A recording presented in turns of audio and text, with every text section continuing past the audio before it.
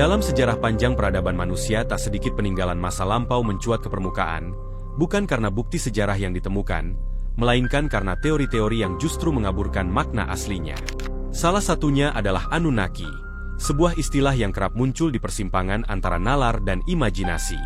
Selama bertahun-tahun, konsep ini telah melahirkan gelombang perdebatan yang mengundang kekaguman, menimbulkan keraguan dan menjadi bahan bakar bagi teori konspirasi yang menyebar luas.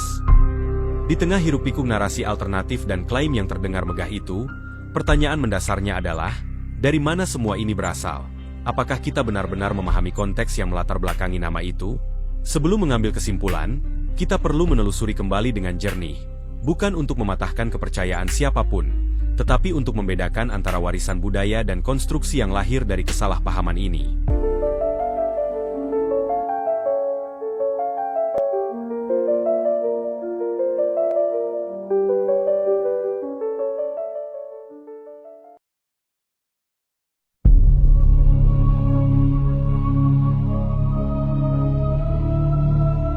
Sebelum kita masuk lebih jauh ke dalam pembahasan, ada baiknya kita mengenal terlebih dahulu siapa sebenarnya Anunnaki yang oleh para penganut teori konspirasi dianggap sebagai makhluk luar angkasa dari planet fiktif Nibiru.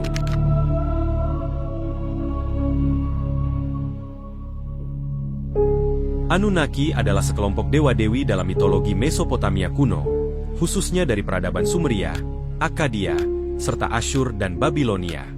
Kata Anunnaki pertama kali muncul dalam teks-teks keagamaan dan mitologi Sumeria sekitar milenium ketiga sebelum Masehi, seperti dalam epos Gilgamesh dan kisah perjalanan Dewi Inanna ke dunia bawah, di mana secara harfiah Anunnaki berarti keturunan An, atau anak-anak dari Dewa Langit Anu. Dalam teks-teks ini, Anunnaki bukanlah makhluk asing atau luar angkasa, melainkan kelompok dewa-dewa penguasa yang berfungsi sebagai dewan ilahi untuk memutuskan dan mengatur takdir manusia, serta penjaga tatanan kosmik dan sosial, termasuk dalam pengaturan hujan, panen, musim, hukum dan kelahiran. Sementara dalam versi Babilonia, mereka adalah penguasa dunia bawah dan menjadi hakim para arwah setelah kematian, yang mirip dengan peran dewa pengadil di Mesir kuno. Jumlah dan identitas mereka sendiri bervariasi tergantung pada teks dan waktu, di mana dalam beberapa sumber, mereka terdiri dari 7 dewa besar. Di antaranya adalah Anu, dewa langit tertinggi, Enlil, dewa udara dan otoritas, Enki, yang juga dikenal sebagai Ea, dewa air dan kebijaksanaan, serta Ninhursag, dewi bumi dan kesuburan. Selain itu ada pula dewa-dewa lain seperti Nanna, dewa bulan dan penjaga waktu, Utu, dewa matahari dan keadilan, dan Inanna, dewi cinta, kesuburan, dan perang.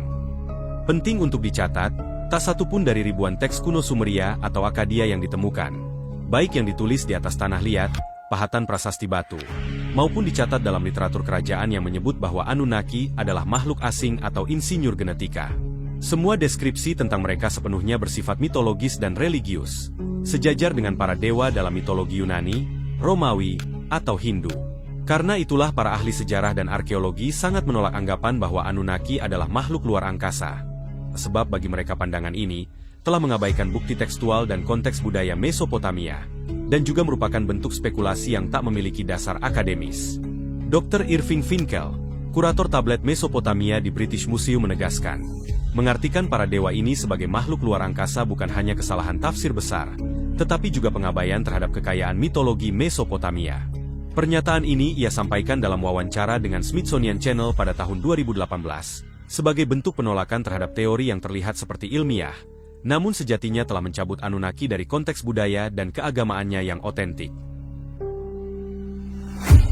Gagasan Anunnaki baru pertama kali muncul pada abad ke-20 yang dicetuskan oleh Zecharia Sitchin, seorang penulis kelahiran Azerbaijan yang tinggal di Amerika Serikat, di mana pada tahun 1976, ia menerbitkan buku berjudul The 12 Planet, yang merupakan bagian pertama dari seri The Earth Chronicles, yang kemudian menjadi fondasi teori alien Anunnaki.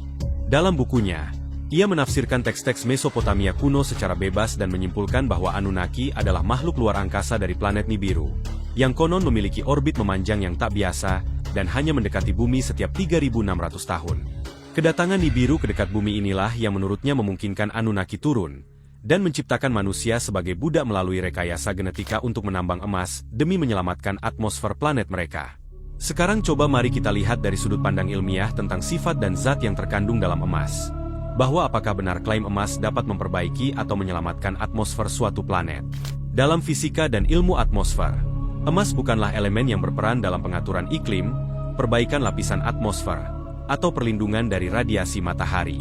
Emas memang memiliki sifat luar biasa, seperti tahan korosi, konduktor listrik yang baik, dan reflektif terhadap radiasi, namun tak memiliki kemampuan untuk menyerap gas rumah kaca, menstabilkan iklim, atau membentuk lapisan pelindung atmosfer. Fungsi emas sendiri lebih cocok untuk teknologi elektronik dan medis, hingga perlindungan peralatan luar angkasa. Karena itulah, mendengar teori bahwa Anunnaki membutuhkan emas untuk menyelamatkan atmosfer planet mereka saja sudah terdengar konyol, dan merupakan bagian dari teori yang tak memiliki dasar ilmiah. Selain itu, teori tentang planet Nibiru sebagai planet ke-12 termaksud matahari dan bulan dalam tata surya juga bertentangan dengan ilmu astronomi. Hingga saat ini, tak ada bukti ilmiah yang mendukung keberadaan planet Nibiru, apalagi klaim bahwa planet ini memiliki orbit sangat panjang dan hanya mendekati bumi setiap 3.600 tahun. Para astronom termasuk pihak NASA sendiri telah menyatakan bahwa tak mungkin ada planet sebesar itu yang bisa lolos dari pengamatan dan deteksi modern. Teori lain yang sama lemahnya adalah gagasan tentang rekayasa genetika oleh Anunnaki, di mana menurut klaim ini, manusia diciptakan dari campuran DNA alien dan makhluk bumi untuk dijadikan budak tambang emas. Namun, klaim ini tak memiliki dasar ilmiah, arkeologis, maupun logis, sebab penelitian genetik, antropologi, dan sejarah manusia sejauh ini tak pernah menemukan jejak intervensi makhluk asing dalam asal-usul manusia.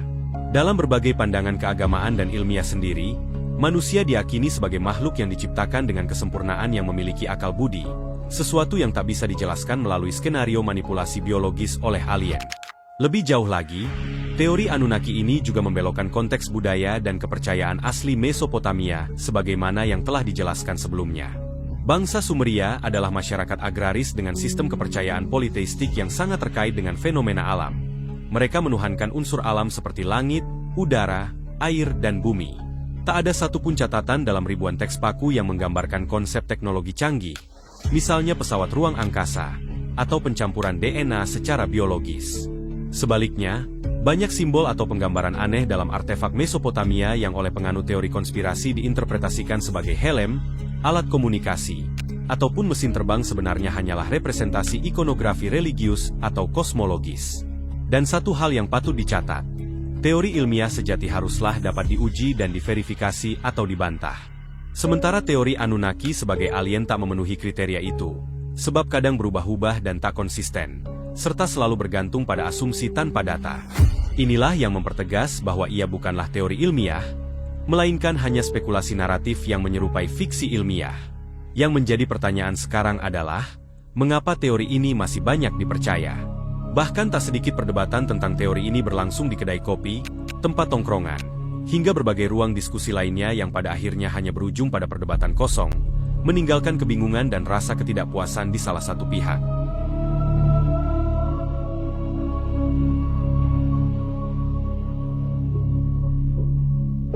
Manusia sejak dahulu selalu memiliki ketertarikan terhadap hal-hal yang misterius. Ketika dihadapkan dengan peninggalan kuno yang sulit dipahami, muncul rasa kagum bagaimana mungkin peradaban ribuan tahun lalu bisa sedemikian maju dan membuat atau melakukan itu. Ketakjuban ini sering berujung pada asumsi luar biasa, terutama ketika seseorang tak memiliki akses atau pemahaman terhadap penjelasan ilmiah atau historis. Dalam konteks ini kemudian muncul gagasan bahwa orang-orang zaman dahulu tak mungkin menciptakan semua itu sendiri, pasti ada bantuan dari makhluk luar. Inilah cikal bakal dari argumen from incredulity, sebuah kekeliruan logika yang berbunyi, karena saya tak bisa menjelaskannya, maka pasti ada kekuatan luar biasa di baliknya. Selain itu, teori konspirasi lain yang turut berkembang antara lain seperti klaim bahwa piramida dibangun oleh alien, teori bumi datar, hingga reptilian, yang menyatakan bahwa tokoh-tokoh elit dunia seperti presiden, bangsawan, dan artis adalah makhluk alien reptil penyamar yang mengendalikan umat manusia. Semua teori ini pada akhirnya mengarah pada satu kesimpulan. Imajinasi yang tenggelam dalam hayalan seringkali menjauhkan manusia dari cara berpikir yang logis dan rasional. Dalam ilmu filsafat, hal ini dikenal sebagai kesalahan logika karena ketidakpercayaan, yaitu kekeliruan berpikir yang terjadi ketika seseorang menolak suatu gagasan hanya karena terasa sulit dipercaya atau dipahami secara pribadi, di mana sangat umum muncul dalam berbagai teori konspirasi.